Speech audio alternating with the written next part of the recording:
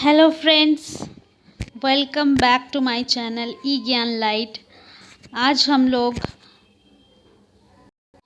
CTET 2019 के दिसंबर में आए हुए सीडीपी यानी चाइल्ड डेवलपमेंट एंड पेडागोजी का पार्ट 3 करेंगे। पार्ट 3 का मतलब है क्वेश्चन 11 से लेकर 15 तक। इससे पहले दो वीडियो में मैंने 1 से लेकर 10 तक के सारे क्वेश्चन डिस्कस किए थे, उसका पूरा कंसेप्ट डिस्कस किया था। अगर आप एक बार कंसेप्ट समझ जाते हैं तो आपके लिए क्वेश्चन का आंसर देना बहुत ही आसान हो जाता है। आप हर बार जो भी क्वेश्चन उससे रिलेटेड आएंगे आप उनका जवाब भी बआसानी दे सकते हैं। तो आइए अब हम लोग क्वेश्चन नंबर 11 से 15 तक देखते हैं। और हाँ गाइज, मैं बता दे रही हूँ 1 से लेकर 10 तक के क्वेश्चन अगर आपको देखने हैं तो आप इससे पहले वाली दो वीडियो को आप ज़रूर देखें और मेरे चैनल को लाइक, शेयर और सब्सक्राइब ज़रूर करें। ये क्वेश्चन नंबर 11 आपके सामने, इसमें क्या बोला गया है? Teacher can address needs of specially abled learners in an inclusive classroom. एक टीचर जो है वो एड्रेस कर सकता है, यानी एक टीचर जो है वो एक इंक्लूसिव क्लासरूम में एक specially abled learner, specially abled learner का मतलब क्या होता है? जो बच्चे विकलांग जैसे उनमें अगर साइट की कमी है, हियरिंग इम्पेयरमेंट है यानी सुनने में, देखने में, या किसी और भी तरह की फिज़िकल जो प्रॉब्लम्स है वो अगर है, तो उन बच्चों की ज़रूरतों को टीचर किस तरह पूरा करेगा एक इंक्लूसिव क्लासरूम में। तो सबसे पहले आप लोग इससे पहले जो दो वीडियोस आप लोग देखेंगे उसमें इंक्लूसिव क्लासरूम के बारे में मैंने बताया है, लेकिन आज फिर मैं इंक्लूसिव क्लासरूम के बारे में बता रही हूँ। इसे आप ध्यान से सुनिए कि इंक्लूसिव क्लासरूम क्या होता है। इंक्लूसिव क्लासरूम एक ऐसा क्लासरूम है जिसमें नॉर्मल बच्चे भी होते हैं, गिफ्टेड बच्चे भी होते हैं और डिफरेंटली एबल्ड यानी जिनका साइट का प्रॉब्लम है, जिनको हियरिंग यानी सुनने में प्रॉब्लम है, ये सब सारी चीज़ें जो फिज़िकल जो भी प्रॉब्लम है, तो इन सब की वजह से जो डिफरेंटली एबल्ड बच्चे होते हैं, नॉर्मल और गिफ्टेड सारे बच्चे जब एक ही क्लास में पढ़ते हैं तो उसे इंक्लूसिव क्लासरूम कहा जाता है। एक ऐसा क्लासरूम जिसमें नॉर्मल, गिफ्टेड और डिफरेंटली एबल्ड यानी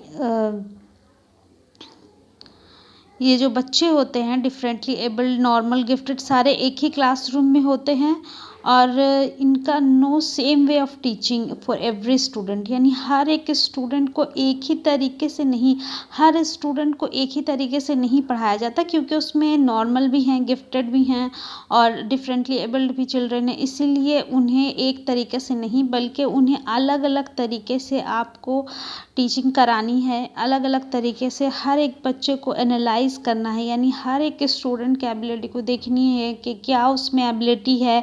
तो हर एक स्टूडेंट के हिसाब से आपको क्लास में अपना एक अलग टीचिंग एटीट्यूड अपनाना होगा, उसे ही उस तरह के क्लास को ही हम लोग इंक्लूसिव क्लासरूम कहेंगे। यानी बेसिक बात हमें याद रखनी है, जिस क्लास में सभी तरह के बच्चे हों, चाहे वो बहुत अच्छे बच्चे हों, चाहे वो नॉर्मल बच्चे हों या फिर डिफरेंटली एबल्ड बच्चे हों, यानी जो विकलांग बच्चे कहलाते हैं या फिर उन्हें आजकल डिफरेंटली एबल्ड कहा जा रहा है, क्योंकि उनमें कुछ ना कुछ क्वालिटीज़ होती ही हैं, इसीलिए वो लोग अलग तरीके से एबल होते हैं, इसलिए उन्हें डिफरेंटली एबल्ड कहा जाता है। तो ये बात आप याद रखिएगा। तो अब क्वेश्चन हम लोग देखते हैं कि इसमें क्या कहा गया था। इस क्वेश्चन में कहा गया था कि एक इंक्लूसिव क्लासरूम में किस तरह हम स्पेशली एबल्ड बच्चे को क्या ध्यान हम लोग किस तरह रखेंगे। तो पहला ऑप्शन हम लोग देखें, following uniform ways of instruction. एक ही, यूनिफॉर्म मतलब होता है सेम, एक ही तरीका सारे स्टूडेंट्स को करेंगे, तो ये गलत है, ऐसा बिल्कुल नहीं करेंगे। एक तरीका नहीं होगा उन्हें समझाने का। दूसरा पॉइंट है giving a lot of written homework and stressing on copying of answers from other bright student. उनको कहेंगे कि होमवर्क बहुत सारा उन्हें होमवर्क देंगे और उन्हें कहेंगे कि ब्राइट स्टूडेंट की कॉपी करें, तो ये ऐसा बिल्कुल भी नहीं। कभी भी ऐसा ऑप्शन आए कि आपको कॉपी करवाना है क्लास में दूसरे का या फिर होमवर्क बहुत सारा दे देना है, तो ये सब चीज़ें जो है हम लोग कभी भी इसको सही नहीं करेंगे। थर्ड नंबर है डेवलपिंग स्पेसिफिक लर्निंग ऑब्जेक्टिव्स। अपना अलग अलग लर्निंग ऑब्जेक्टिव यानी उन based on analysis of each students learning strengths and weakness. Her student के स्ट्रेंथ और वीकनेस को देखेंगे, जांचेंगे और उसके बेसिस पर उनका जो है हम लोग अलग अलग लर्निंग का तरीका, उन्हें सीखने का उनका तरीका जो है वो डेवलप कराएंगे उसमें। तो ये बिल्कुल सही होगा क्योंकि हर बच्चे को हमें जांचना है ऐसे क्लास में जिसमें हर तरह के बच्चे हैं, वहाँ हर तरह के बच्चे के एबिलिटीज़ और वीकनेस और स्ट्रेंथ्स को आप लोगों को देखना है। उसके बाद ही आप उनका जो है गोल यानी उनको जो पढ़ाना है वो आप सेट करें, तो ये सही है। फिर भी हम लोग चौथा नंबर क्वेश्चन पे हम लोग देखते हैं, चौथा नंबर जो ऑप्शन है उसे देखते हैं। emphasizing upon practice and drill and using paper pencil test for assessment। उनका प्रैक्टिस करवाना है, ड्रिल करवाना है यानी बार बार याद करवाना है, पेपर पेंसिल टेस्ट लेना है। ये भी बिल्कुल सही नहीं है क्योंकि इसके लिए सारे बच्चे एलिजिबल नहीं होंगे, एक ही तरीका जो है उन्हें नहीं अपनाना है। ये वाला बिल्कुल सही है क्योंकि इसमें कहा गया है कि हर बच्चे की वीकनेस और स्ट्रेंथ पर ध्यान दे के हमें पढ़ाना है, तो ये ऑप्शन सही है। अब देखिए जल्दी से हम लोग 12 नंबर क्वेश्चन देख लेते हैं। How can teachers deal with children who are non attentive in the classroom. किस तरह एक टीचर एक ऐसे बच्चे से डील करे जो क्लासरूम में अटेंटिव नहीं है, जो क्लासरूम में बिल्कुल ध्यान नहीं दे रहा है। तो ऐसा को क्या करना है, हमें scold them frequently in front of the entire class. पूरे क्लास के सामने उसे डांटना है बिल्कुल नहीं। कभी भी हमें स्कोल्ड नहीं करना है। स्कोल्ड मीन्स डांटना नहीं है। बस किसी भी बच्चे को जब डांटने वाला ऑप्शन आएगा हम लोग कभी उसको सही नहीं करेंगे। Talk to them and find out reasons for their disinterest. उनसे बात कीजिए और उनका रीज़न क्या है इस तरह करने का वो आप खोज निकालिए। तो ये ऑप्शन सही होगा क्योंकि हमें हमेशा किसी भी प्रॉब्लम पे बात करना है, उसका सॉल्यूशन निकालना है, ना कि बच्चे को डांटना है। थर्ड नंबर ऑप्शन देख लेते हैं। Give them a lot of worksheet. उन्हें बहुत सारा काम दे देना, होमवर्क बिल्कुल नहीं। अगर वो समझ ही नहीं रहे, क्लास में अटेंशन ही नहीं दे रहे, तो वो होमवर्क क्या करेंगे, तो इसको हम लोग गलत करेंगे। और ask the children to go out of the class. और क्लास से स्टूडेंट को बाहर जाने को कहना है, बिल्कुल नहीं, कभी भी नहीं। हमें स्टूडेंट को बाहर जाने के लिए नहीं कहना बल्कि उनके प्रॉब्लम को सॉर्ट आउट करना है, उन्हें समझाना है। ओके, अब हम लोग देख लेते हैं constructivist approach suggest that. 13 number question में है कि कंस्ट्रक्टिविस्ट अप्रोच जो होता है उसमें क्या चीज़ ज़रूरी है for constructing knowledge. Constructivist approach बनाने के लिए कंस्ट्रक्टिविस्ट अप्रोच में क्या कहा गया है, किस बारे में कहा गया है, तो कंस्ट्रक्टिविस्ट अप्रोच है क्या वो हम लोग पहले जानेंगे, उसके बाद हम लोग क्वेश्चन को पूरा पढ़ेंगे। ओके,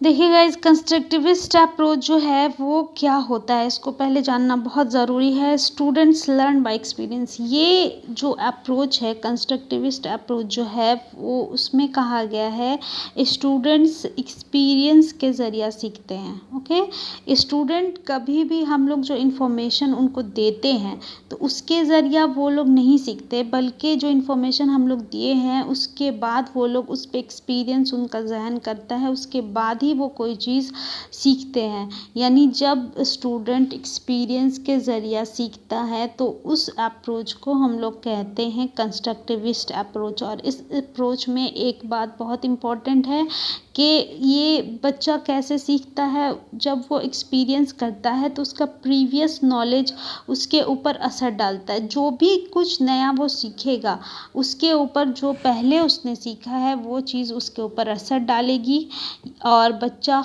एक्सपीरियंस के ज़रिए सीखेगा। पिछला जो एक्सपीरियंस उसका रहा है उसके ज़रिया वो नए एक्सपीरियंसेस करेगा और नए नॉलेज सीखेगा। इसी अप्रोच को हम लोग क्या कहते हैं, कंस्ट्रक्टिविस्ट अप्रोच। और मैं ये बता दूं कि ये पियाजे और वाइगोत्स्की ने ये अप्रोच दिया था, इसीलिए इसको समझना बहुत ज़रूरी है। कंस्ट्रक्टिविस्ट थ्योरी, कंस्ट्रक्टिविस्ट अप्रोच जो है वो एक्सपीरियंस के ज़रिया बच्चा सीखता है और प्रीवियस नॉलेज उस पर बहुत ही ज़्यादा असर डालता है। ठीक है, ये बात क्लियर हो गई आपकी। अब यहाँ क्वेश्चन पे हम आ जाते हैं। Constructivist approach suggest that, constructivist approach में क्या कहा गया है कि क्या चीज़ ज़रूरी है, क्रूशियल मतलब ज़रूरी है फॉर कंस्ट्रक्टिंग नॉलेज, नॉलेज बनाने के लिए क्या चीज़ ज़रूरी है, तो वो हम लोग देखेंगे क्या चीज़ ज़रूरी है। कंडीशनिंग, पनिशमेंट, रोट मेमोराइजेशन या prior knowledge of the learner. Knowledge की पहले, प्रायर मतलब previous knowledge, prior knowledge of the learner यानी पहले जो नॉलेज सीखा है लर्नर ने वो चीज़ ज़रूरी है नई नॉलेज बनाने के लिए। तो ये हम लोगों ने अभी पढ़ा कि ये ज़रूरी है, प्रीवियस नॉलेज जो है वो लर्नर के लिए ज़रूरी। तो इसका आंसर होगा 4 नंबर। लेकिन गाइस ये 1 नंबर कंडीशनिंग में क्या है, और पनिशमेंट तो हम लोग जानते हैं सज़ा, तो सज़ा तो ज़रूरी नहीं है। और रोट मेमोराइजेशन, ये दो जो हम लोग के पास है टर्म, इसको आप लोग क्लियर कर लीजिए, कंडीशनिंग और रोट मेमोराइजेशन। कंडीशनिंग क्या है इसको हम लोग थोड़ा देख लेते हैं 1 मिनट के लिए। कंडीशनिंग क्या है, प्रोसेस ऑफ ट्रेनिंग है। जब कोई ट्रेनिंग, किसी तरह की ट्रेनिंग को हम लोग क्या कहते हैं, conditioning. Do a thing without thinking, जब कोई भी चीज़ हम करें बिना सोचे समझे, ट्रेनिंग के बेसिस पर, जब कोई भी चीज़ बिना सोचे समझे ट्रेनिंग के बेसिस पे की जाती है तो उस टर्म को कहते हैं कंडीशनिंग। ये दिया था पावलोव ने और इसे बहुत इम्पोर्टेंट है ये। आगे भी क्वेश्चन में आपको कहीं कहीं कंडीशनिंग दिखेगा अगर, तो बस बात एक जहन में रखिएगा कि ट्रेनिंग का प्रोसेस है जिसे हम विदाउट थिंकिंग करते हैं, बिना सोचे समझे, बस ट्रेनिंग के बेसिस पर। अगर हमें कोई ट्रेन कर रहा है तो उसके बेसिस पे हम कर रहे हैं। तो ये किसने दिया था, पावलोव ने। इसे याद रखिएगा, ये टर्म मैंने आपको बता दिया।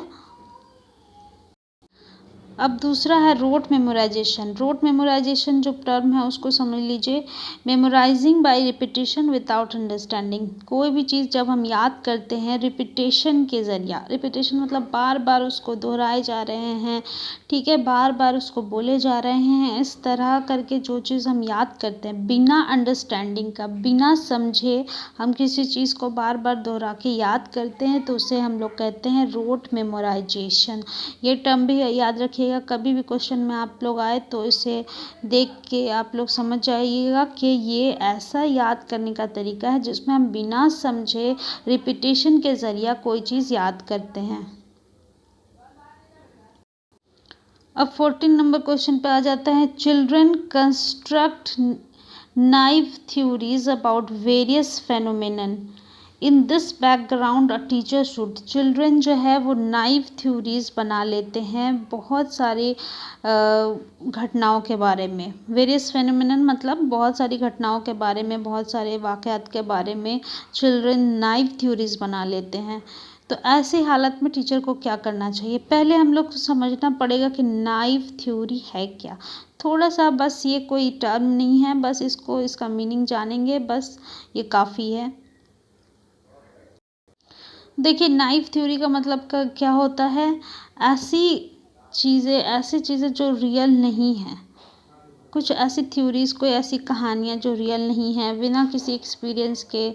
बच्चे तो छोटे होते हैं, उन्हें कुछ एक्सपीरियंस नहीं होता है, तो इसीलिए वो कुछ फेक स्टोरीज, जैसे कहीं पे कुछ घटना हुई तो उसके बारे में वो मनगढ़ंत कहानियाँ बना लेते हैं किसी से सुनकर, या किसी की बात सुनकर जो है वो कुछ भी कहानियों के ऊपर बिलीव कर लेते हैं। तो उन्हीं चीज़ को क्या कहते हैं, नाइव थ्योरी। ओके। तो देखिए यहाँ पे चिल्ड्रन जब नाइव थ्योरी बना ले, यानी किसी भी चीज़ के, किसी भी वाक्य के बारे में कोई भी मनगढ़ंत कहानियाँ बना लें, तो वैसे हालत में टीचर को इससे कैसे डील करना चाहिए।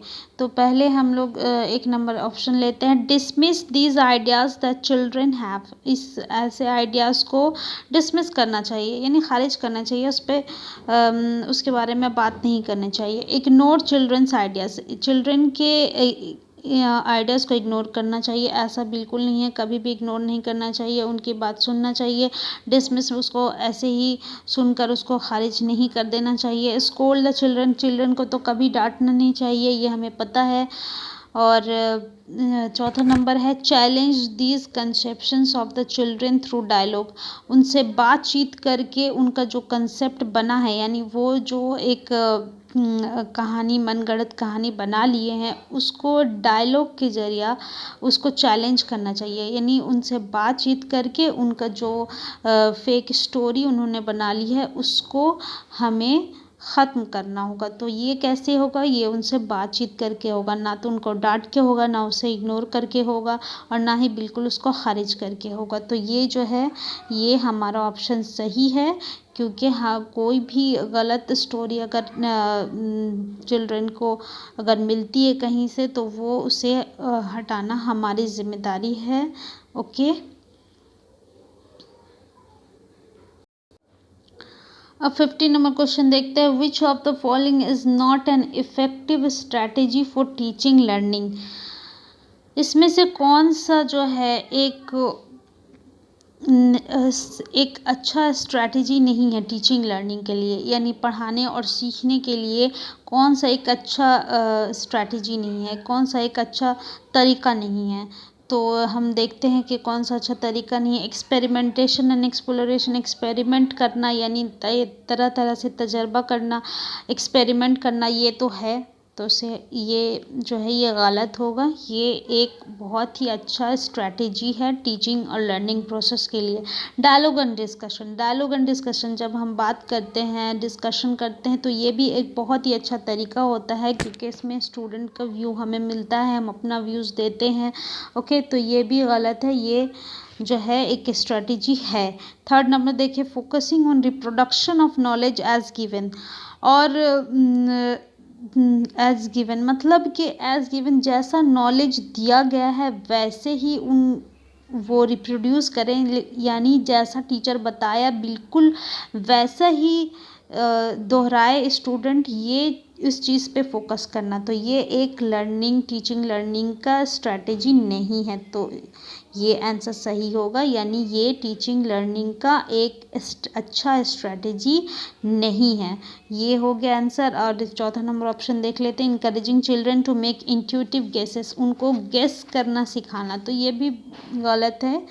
Okay, encouraging children to make intuitive guesses, children को इनकरेज करना किस लिए, इंट्यूटिव गेसेस करने के लिए। यानी जैसे इंट्यूटिव गेसेस क्या होता है, जैसे हम एक सेंटेंस है और उसके सारे वर्ड का मीनिंग हमें पता नहीं है, लेकिन हमें स्टूडेंट को सिखाना होगा कि अगर जब एक वर्ड का मीनिंग पता नहीं है तो दूसरे वर्ड का तो मीनिंग पता है। तो इस तरह पूरे सेंटेंस को पढ़ के हमें गेस लगाना होगा कि इसके मीनिंग क्या हो सकता है। तो इसके लिए हमें जो है उसी को कहते हैं हम लोग इंट्यूटिव गेसेस। तो ये चीज़ करने के लिए हमें बढ़ावा देना है, ठीक है। तो ये जो है ऑप्शन, ये भी एक बहुत ही अच्छी स्ट्रैटेजी है टीचिंग लर्निंग की, इसलिए ये ऑप्शन भी यहाँ पे इसका आंसर नहीं होगा। हमें आंसर मिल गया है थर्ड नंबर। तो ओके गाइज, आज हम लोगों ने 15 क्वेश्चन सॉल्व कर लिया है। और अगर आपको मेरी टीचिंग पसंद आई है तो प्लीज़ आप लोग लाइक, शेयर एंड सब्सक्राइब करें। और इससे आगे जो है वीडियो मैं आपके लिए लोड करूँगी, जो 16 से लेकर 20 तक होगा। इसका पूरे कंसेप्ट को आप अगर बहुत अच्छे से समझ ले तो सीटेट में जब भी जितने भी क्वेश्चन आते हैं वो हमेशा कंसेप्ट बेस होते हैं। कंसेप्ट को आप समझ ले तो आपको पूरा सिलेबस ख़त्म करने की भी ज़रूरत नहीं है, बस ये प्रीवियस क्वेश्चंस करके ही आप लोग जो है सीटेट क्वालिफाई आराम से कर सकते हैं। Okay guys, thank you very much.